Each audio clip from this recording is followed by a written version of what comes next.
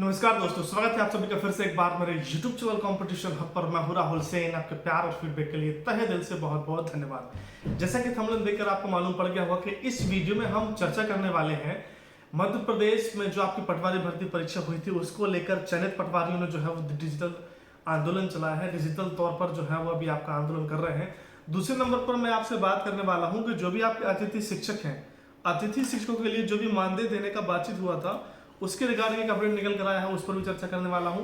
और साथ में चर्चा करने वाला हूं कि जो आपकी भर्ती परीक्षा हुई थी मध्य प्रदेश व्यापम के द्वारा जो कंडक्ट की गई थी उसमें आपके लिए कितना कैसा क्या समय लग सकता है, चुनाव के बाद क्या कवायद लगा सकते हैं, रिजल्ट आ सकते हैं, भर्ती आ सकते हैं या फिर कुछ और भी अपडेट्स आपके लिए निकल कर आ सकते हैं। तो यही सारी चर्चा इस वीडियो में आपसे करने वाला हूँ। रिक्वेस्ट ये रहेगी कि यदि आप चैनल फर्स्ट टाइम पर विजिट कर रहे हैं तो चैनल को सब्सक्राइब करना, वीडियो को लाइक करना और शेयर करना मत भूलिएगा। चलिए शुरू करते हैं। देखिए सामने आप स्क्रीन पर देख पा रहे होंगे,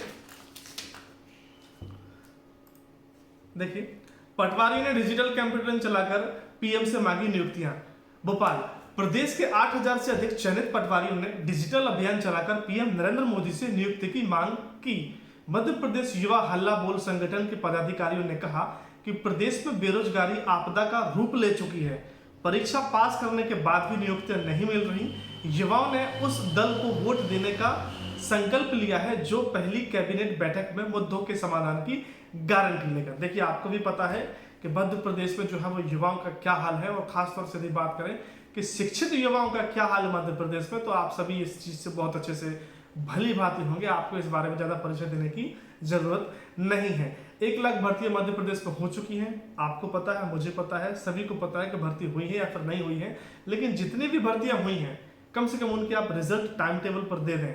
समय सीमा जो आपकी निर्धारित है उसमें समय पर आप परीक्षाओं की रिजल्ट दे दें। जिनका सिलेक्शन हो गया है उनको ज्वाइनिंग दे दें, तो कहीं ना कहीं लगेगा कि सरकार वास्तव में कुछ काम कर रही है। अन्यथा जिन्होंने पेपर दिया है उनके रिजल्ट नहीं आए हैं, सबसे बड़ी बात है।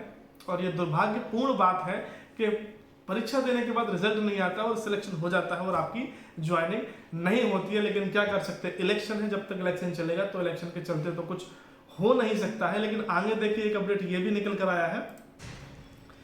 5 भर्ती परीक्षाओं में शामिल परीक्षार्थियों को परिणाम का इंतजार अब करना होगा। 2 से 3 महीने इंतजार, चुनाव में अटकी व्यवस्था। मध्य प्रदेश चयन मंडल भोपाल ने इस साल की गई 5 भर्ती परीक्षाओं का परिणाम जारी नहीं हो सका है।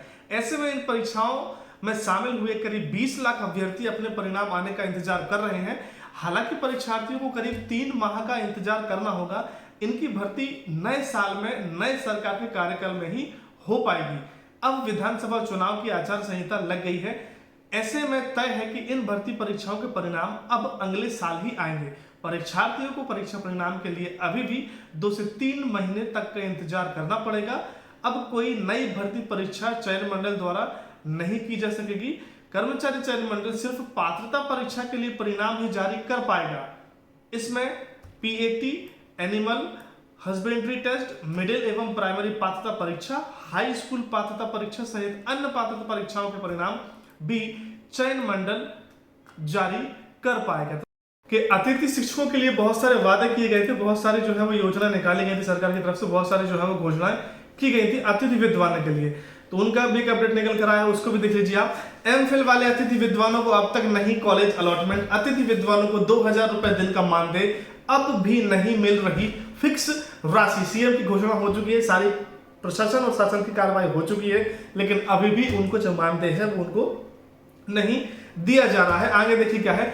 अतिथि विद्वान बोले कॉलेज अलग अलग आदेश कर रहे जारी, इसलिए बनी असमंजस की स्थिति। प्रदेश के सरकारी कॉलेजों में पढ़ाने वाले अतिथि विद्वानों को अब तक फिक्स मानदेय मिलना शुरू नहीं हुआ है। उन्हें अब तक 2000 रुपए प्रतिदिन के मानदेय से भुगतान किया जा रहा है। आमतौर पर हर महीने 20 से 22 दिन कक्षाएं लगती हैं। त्योहार होने के कारण शासकीय अवकाश भी होते हैं। ऐसे में इन्हें हर महीने 40 से 45 हजार रुपए ही मिल रहे हैं। इधर जिन अतिथि विद्वानों के एमफिल किया है उन्हें उच्च शिक्षा विभाग ने ज्वाइनिंग फिलिंग तो करवा ली है, ठीक है, चॉइस फिलिंग तो करवा ली है, लेकिन अब तक कॉलेजों का अलॉटमेंट नहीं किया गया है। इस तरह के करीब 300 अतिथि विद्वान इस वजह से परेशान हो रहे हैं। अतिथि विद्वान महासंघ के डॉक्टर आशीष पांडे ने बताया कि अतिथि विद्वान शुरू से ही फिक्स मानदेय देने की मांग करते आ रहे हैं, लेकिन अब भी उन्हें दिन के हिसाब से जो है वो भुगतान किया जा रहा है। अब देखिए, आप शिक्षक जो हुए थे आपकी शिक्षक भर्ती परीक्षा, उसमें जो अतिथि विद्वान थे उनके लिए मानदेय देने का जो है वो प्रावधान किया गया था।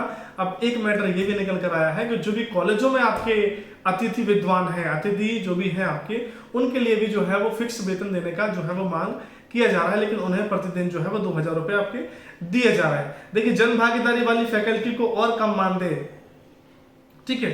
तो देखिए, मेरा आपसे कहना यह है कि जो भी भर्ती परीक्षाएं हैं, अभी तो हालांकि इलेक्शन के चलते कुछ आ नहीं सकता है, क्योंकि जब तक इलेक्शन कंप्लीट नहीं होगा, आचार संहिता के सक्रिय रहते हुए जो है आपकी गवर्नमेंट जो है वो निष्क्रिय हो जाती है, तो थोड़ा सा वेट करना पड़ेगा आपको। लेकिन एक चीज आपसे ये कहता हूं और एक गुजारिश आपसे ये करता हूं कि आपने मताधिकार का प्रयोग बिल्कुल सटीक तरीके से कीजिए, ताकि आगे चलकर आपको इस प्रकार की कोई भी परेशानी ना मिले।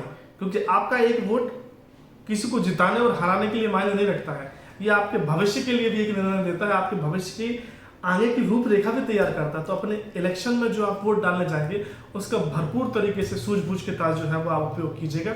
मैं ये नहीं कहता कांग्रेस को दीजिए, मैं ये नहीं कहता बीजेपी को दीजिए, आपको जो भी लगता है, जो भी सही है, आपके साथ जैसा हुआ है, शिक्षित युवाओं के साथ जैसा हुआ है, जैसी बेरोजगारी की रेट चल रही है, जैसी घोषणाएं हो रही हैं, उन घोषणाओं पर अमल हो रहा है कि नहीं हो रहा है, सब कुछ आपको पता है। और ठन ठन गोपाल तो आपके सामने बहुत अच्छे से पता ही है कि क्या होता है, क्या नहीं होता है, घोषणा कितनी होती है, अमल कितना होता है। और कुछ घोषणाएं होती हैं, कुछ दिन के लिए लागू होती हैं और फिर उनका जो है क्रियान्वयन सही तरीके से नहीं होता है। तो रिक्वेस्ट ये रहेगी कि अपने इलेक्शन में वोट का सही इस्तेमाल कीजिएगा। आशा करता हूं, उम्मीद करता हूं कि दी गई इन्फॉर्मेशन आपको पसंद आई होगी।